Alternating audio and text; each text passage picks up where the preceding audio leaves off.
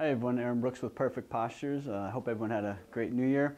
Because of the New Year, I thought I would talk about some issues that come up with running or the beginning of some exercise programs. So recently we just did some evaluations on one of the local Boston collegiate teams here.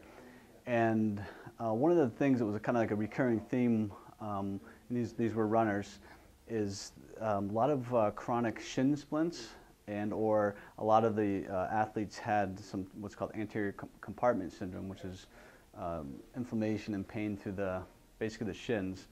So one of the things I thought would be really interesting that you could actually check yourself if you have a pair of shorts on is to look at the position of your knees. So basically what you want to do is get in front of a mirror, just staying completely relaxed, and then look at basically your kneecaps.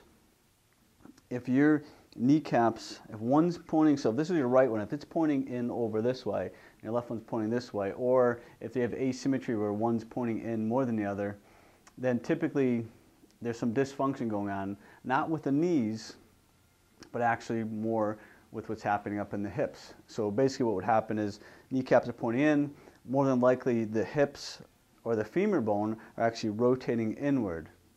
Now, you're probably thinking, well, okay, that's the hips.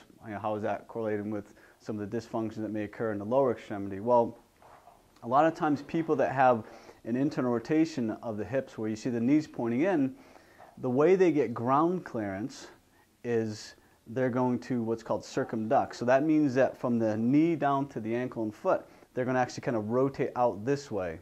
So if you find yourself, or you know some friends or family members that are dealing with some type of shin splints or lower extremity issues, check for that. So you could actually watch your friend or your family member walk, or you could do it in the mirror if you're at the gym. Just do a casual stroll right to the mirror and watch. If you see that foot kind of kicking out, one of the feet or both feet for that matter, that's a real important factor where that's going to be a compensation for a dysfunction that's occurring in the hip. So what we'd like to do is actually show you an exercise to help strengthen the hips, to help realign the hip, the knee, the foot, and the ankle, and in turn that should help reduce what's happening in the lower extremity. So stay tuned for that, and we'll see you next week.